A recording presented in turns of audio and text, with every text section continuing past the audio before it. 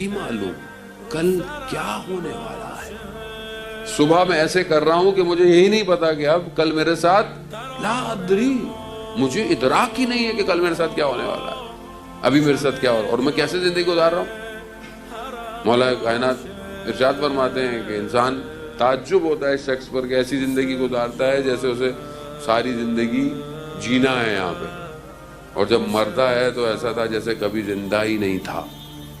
آپ کے سامنے کہاں لوگ چلے گئے، کدھر چلے گئے، بڑے بڑے لوگ دفن ہو گئے، قبرستان بھرے پڑے ہیں. آپ جا کر دیکھیں ذوالقرنین اسکندر جو تھا وہ آپ کو پتا ہے قرآن اس کے بارے میں، اس کی زندگی، اس کی ایج کتنی، کہاں کہاں اس نے سفر کیا. جب وہ حضرت موسیٰ علیہ السلام کی قوم کے پاس پہنچا تو اس نے دیکھا کہ یہ بڑے خوشحال ہیں، بہت خوش ہیں، اور دیکھا کہ ان کے گھروں کے صحنوں میں ان کے رشتہ داروں کی قبریں ہیں صحن میں. کہا کہ یہ کیا ہے ماجرا؟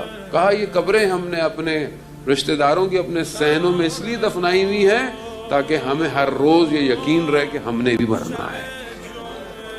مرنا. کہا تو تمہارے گھروں میں دیواریں کیوں نہیں ہیں؟ کہا ہمارے یہاں کوئی چور نہیں ہے، کیونکہ سب کو پتا ہے کہ چور کا نتیجہ کیا ہے. کہا تمہارا حاکم کیوں نہیں ہے کوئی؟ کہا ہمارے ہاں کوئی کسی پہ ظلم نہیں کرتا کہ ہمیں کسی حاکم کی ضرورت ہو. یعنی ایک عقیدہ کہ مرنا ہے یہ انسان کی زندگی کو بدل دیتا ہے. آج ہمارے معاشرے میں جو فقدان ہے وہ کیا ہے؟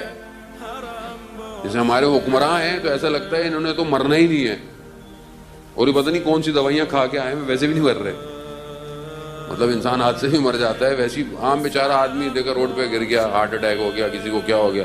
اچھی خاصی پبلک تو کورونا سے بھی نہیں مر گئی لیکن ان کو کچھ بھی نہیں ہوا، لیکن ان کو احساس نہیں ہے کہ مرنا ہے بھائی. یہ جو آج اپنے آپ کو، عوام کو اپنی ایک کرسی کی خاطر، اپنی ایک نام کی خاطر پیس رہے ہو، کل خدا جو مالک یوم الدین ہے اس کی بارگاہ میں تمہیں کھڑا ہونا پڑے گا. وہاں تم کیا جواب دو گے؟ وہاں کوئی ڈیزگنیشن، کوئی پوسٹ نہیں ہے، وہاں صرف وہی سلطان ہے. اس کی بارگاہ میں کیسے کھڑے ہوگے؟ کیا کہو گے؟ ظاہر جتنی آپ کی لائبلٹیز ہیں اتنے آپ کے کوشچنز ہیں. بہلول دانا جو خلیفہ وقت کے ساتھ بولا کہ وہ کیا ہے آخرت میں سوال کیسے ہوں گے، تو بہلول نے بولا کل قبرستان آ جانا. کہا پھر وہاں اس نے ایک بڑا سا گرم کو لوہے کا توا وقت بچھایا، اس کو آگ لگائی. کہا کہ جب کھول گیا کہا میں اس پہ جاؤں گا، جو جو سوال پوچھے جائیں گے اس کا جواب دوں گا، تم بھی دینا. یہ کھڑا ہوا، کہا میرا نام بہلول، میرے پاس یہ، میرے پاس وہ. نیچے اتر آیا. کہا اس کو جب وہ خلیفہ وقت بادشاہ جو تھا وہ کھڑا ہوا، ان کے نام میں القاب اتنے تھے کہ پاؤں وہیں جل گیا. تو بعد میں لباس آئے گا، بعد میں جائیداد آئے گی، بعد میں گاڑیاں آئیں گی، بعد میں پتہ نہیں دنیاوی حساب سے کیا کیا آئے گا. وارڈروب میں اتنے کپڑے تھے، اتنے برانڈ کے پرس تھے، اتنے برانڈ کی گھڑیاں تھیں. خوب آپ جواب دیتے جائیے گا، پھر وہاں سوال بھی اتنا ہی بڑھتا چلا جائے گا. خوب آخرت ایسی ہے، وہاں پر تھوڑی خدا پوچھے گا کہ تم دنیا میں کیا تھے. میرے بندے تھے، وہ میری بندگی کی یا نہیں کی، اور میرے بندوں کے ساتھ کیا کیا تم نے. جانے محترم کچھ کام نہیں آئے گا سوائے اس کی رحمت کے.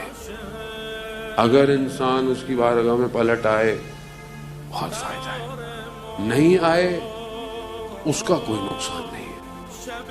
پوری دنیا، پوری مخلوق بھی اس کو نہ مانے تو بھی وہ خدا ہے، اور ہر کوئی اس کو سجدے کر دے تو بھی اس کی خدائی میں کوئی فرق نہیں آتا.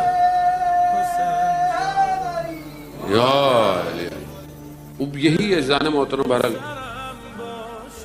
خدا ہمیں توفیق دے کہ بہرحال جو ہم نے کہا سنا ہے، اور ہمیں بھی اس پہ خود میں سب سے پہلے اپنے آپ کو نصیحت کرتا ہوں کہ مجھے عمل کی توفیق دے، اور اس کے بعد بہرحال جو ہے وہ ہم سب اس عمل پہ چلیں کہ ہمیں جانا ہے.